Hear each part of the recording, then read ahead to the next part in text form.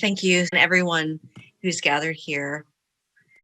As a survivor of human trafficking, it is often hard to know at what point in a presentation to share that about myself. If I share it at the beginning, will some listeners tune out what I have to say, even when I talk about my expertise and work I've done on the ground and the research I've done in partnership with other survivors? If I leave it to the end, does it overshadow what I'm going to say later?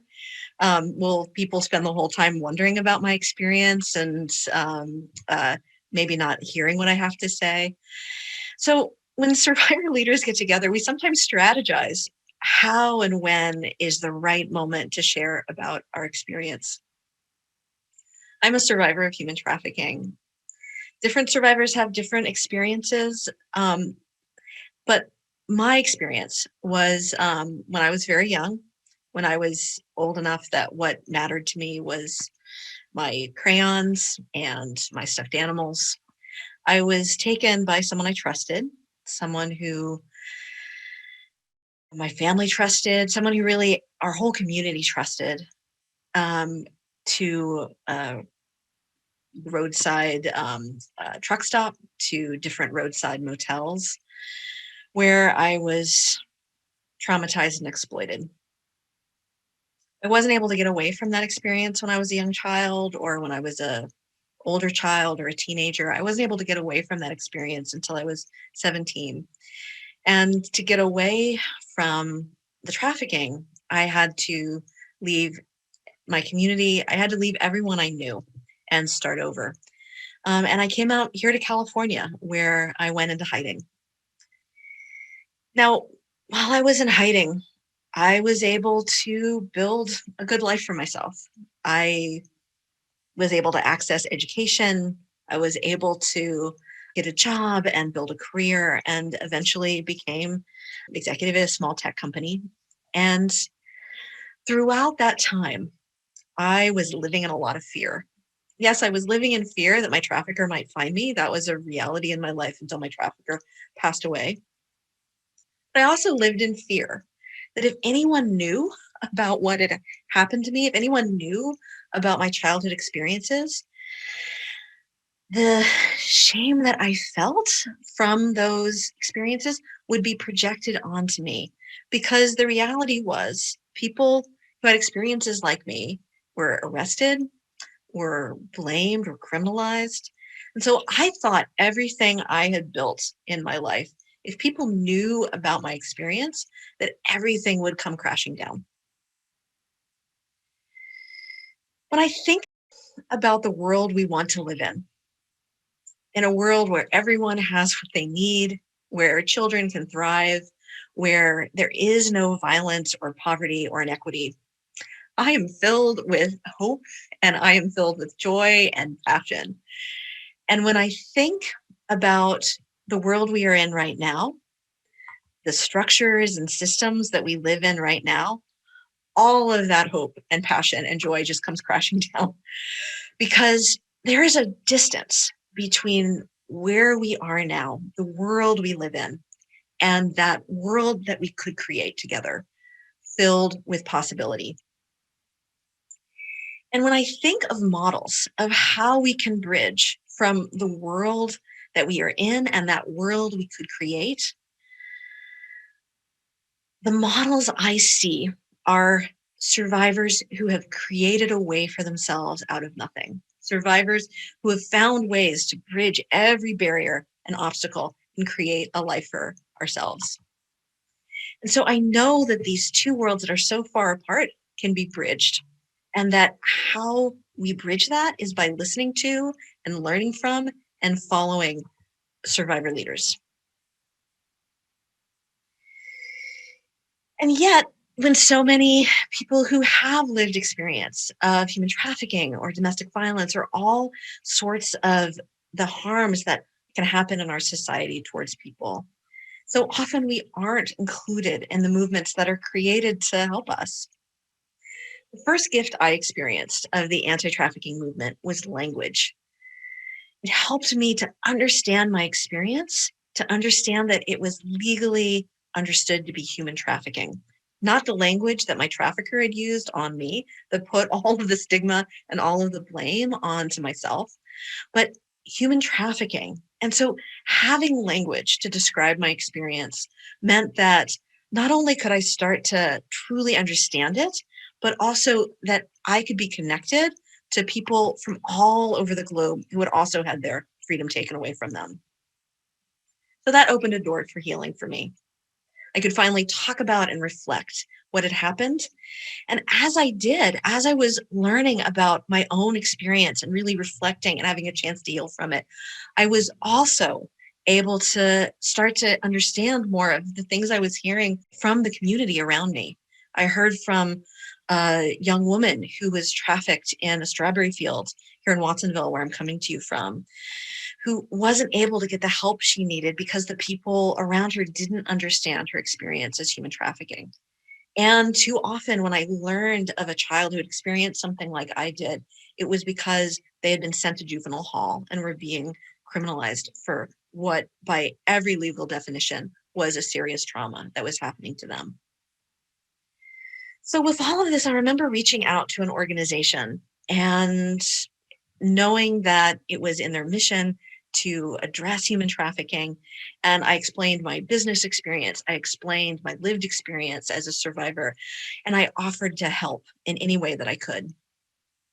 But I was told that this organization, who again, their mission was to address human trafficking, that they had decided, because so many non-survivors felt uncomfortable sharing what they really felt about human trafficking survivors in a room where there was human trafficking survivors, their voted on decision that they'd made in order to solve that discomfort was to exclude survivors from being involved with their organization.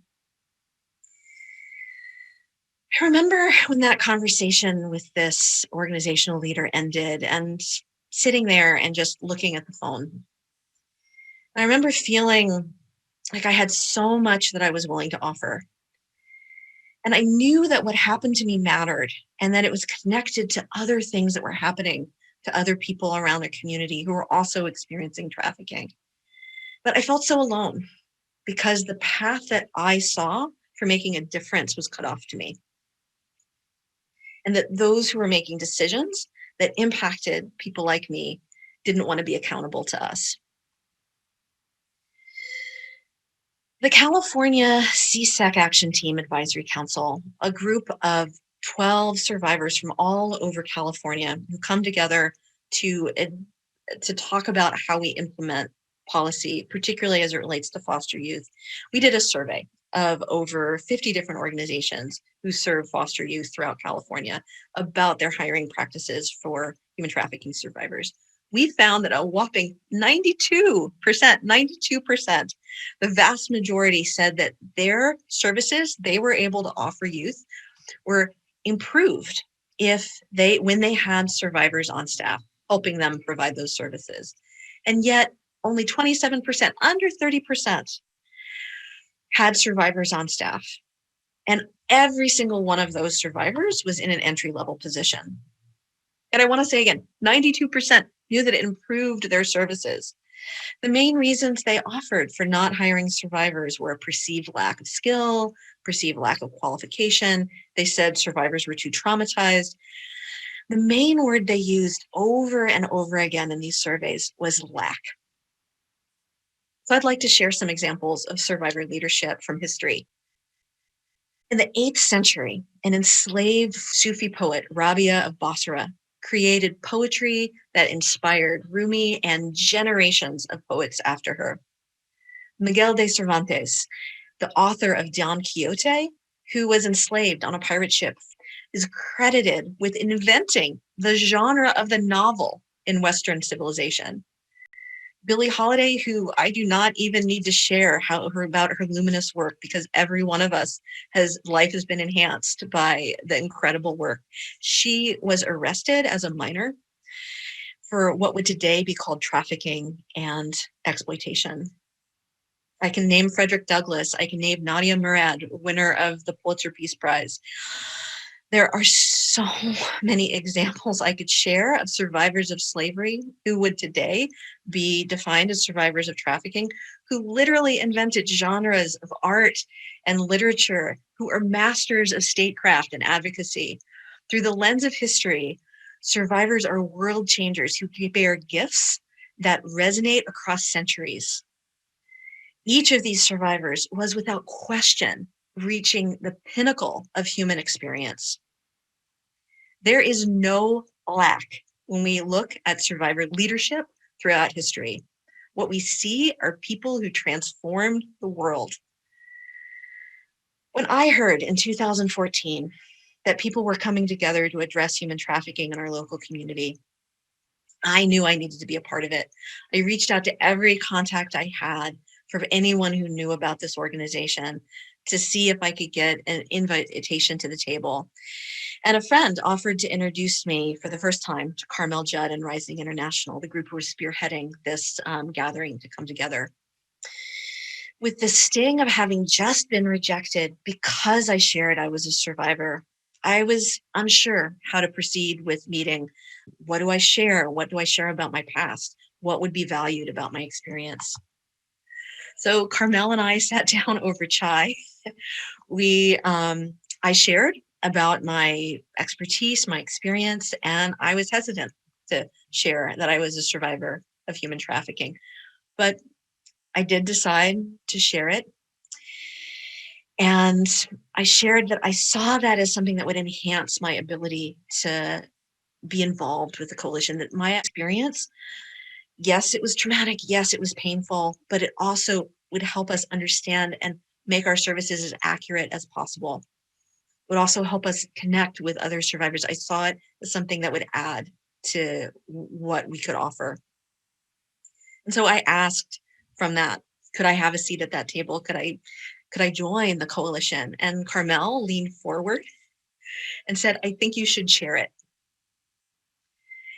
And so since that time, I have chaired the Coalition to End Human Trafficking in Santa Cruz and Monterey counties. And in that time, the coalition has brought together different sectors to collaborate. We've offered the first local conference on human trafficking, including local survivors who are seen as experts and speakers. We've broken down barriers to ensure that survivors have what they need, even when they fall through our different systems that we've set up. And here at Rising, I have seen the Rising Safe and Sound program grow to thrive and allow young people to learn directly from survivor leaders like Katie Hart and others. I've watched the Rising Expert Pathway be created and thrive. And now, as a part of Rising, as a program manager, I know that this is an organization that is truly built on survivor leadership. So when I look at our world and what is missing from all of these decisions that are being made by leaders around us, what I see is missing is wisdom. Wisdom that knows how to listen and how to reflect and how to act. When I think about how survivors have created a way when there is no way, when the story that was written for us was one of exploitation and pain, when we look at what we are able to create out of our own lives and in the world, what we are able to build for our fellow survivors, a movement that's full of life and possibility. I see survivor leadership that is built on hard fought wisdom, because survivor leadership is wise, and wisdom is what we need to create the world we want to live in.